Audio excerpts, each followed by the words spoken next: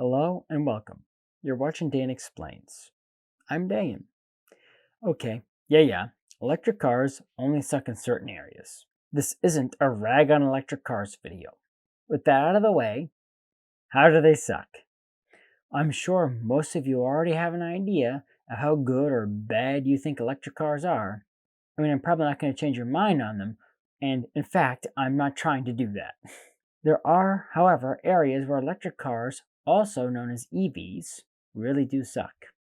And electric car companies like to just glaze over the issues. But EVs will eventually replace internal combustion cars anyway. Let me explain why.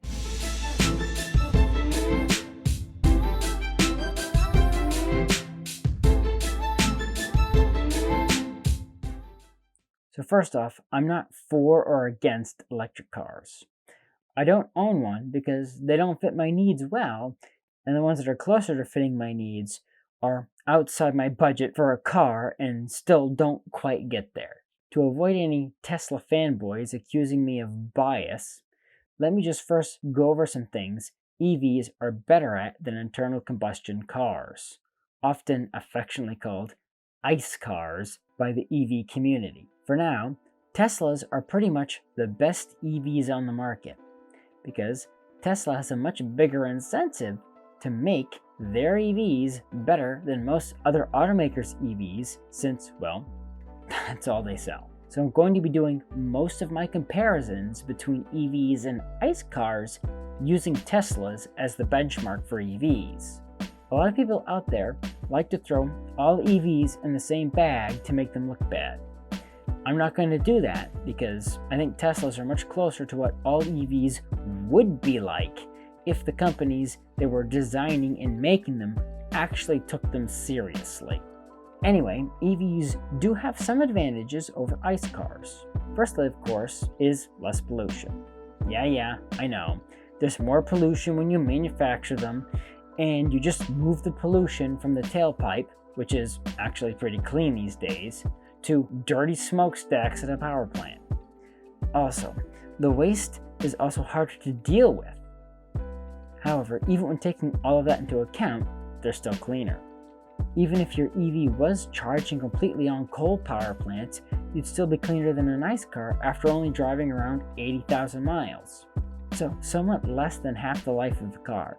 That's comparing a Tesla Model 3 with a Toyota Corolla. In most places, the break-even point is way better than that at like 13,000 miles. Now, this sounds good, but the reason is actually one of the ways EVs suck, and I'm going to get to that in a minute. The second way EVs are great is how powerful they are. Now, this seems laughable to any real car enthusiast, but I'm specifically talking about Teslas here. If you think your Honda Civic or your Ford Mustang has great performance right out of production, actually go and look at their numbers compared to some of the new production Teslas. EVs also have aesthetic pluses, like being quieter than ICE cars and not having a transmission, giving the car a smoother ride. Yeah, I know that some people say the last one is a minus, but I digress. Well, that's all I'm going to cover for the good points. Yeah, I know there are lots of extra details, but I just want to hit the general areas where they're really better than ICE cars because this video is not what makes them great. So, how do they suck? Let me start with my biggest personal gripe about them, charging time. For most people, this isn't a big deal because you can charge your car overnight.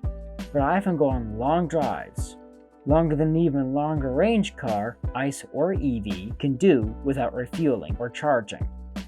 This is a big deal for me because I really don't like driving. If you've ever had to commute to a job more than 30 miles from home during rush hour in the Boston metro area, you'll be able to empathize with how painful and annoying driving a car can be. The difficulty of getting places on time has made me very impatient when it comes to refueling. Yes, I know you can combine charging with other things like eating, but I really don't like stopping, even just to eat. I'll drive 5 hours on an empty stomach if I have to. Teslas, which again are some of the best EVs, can charge about 200 miles in 15 minutes on a supercharger. I get irritated if it takes me 5 minutes to fuel up my car. So you'd think they just have to be 3 times better to win me over, right? Well, wrong. The asterisk in the 15-minute charge time is that they can't charge your car all the way. You can only get your car to about 80% before the charging has to slow down so you don't damage your battery. This is because putting electrons in your battery isn't like putting liquid in a gas tank. The electrons pack into a battery similar to how people pack into a crowded concert hall. The first people who get in can find a seat really fast, but after 4/5 of the seats are already full, the people have a harder time finding a seat, so it takes longer. So that means not only do they take longer to charge than a nice car takes to fuel, you end up having to stop more often as well, all else being equal. So if you had a car with a 250-mile range, you would have to stop twice in an EV for a destination 475 miles away, while only having to stop once in a nice car. Given the second time you stop, you could just charge for about 5 minutes to give you just enough range to reach your destination, assuming you can slow charge there anyway. But you'd still get there 15 minutes later than your ICE car counterpart. Now there are ways to mitigate these delays, but you have to be aware of them and plan for them, unlike ICE cars, which is another way EVs suck. This also assumes the charging infrastructure is there. I'm not going to bother with arguing that though, since that is getting better, specifically with Tesla. Other EV charging infrastructure is way behind. Anyway, charging time is just an issue I personally have. Others may not mind.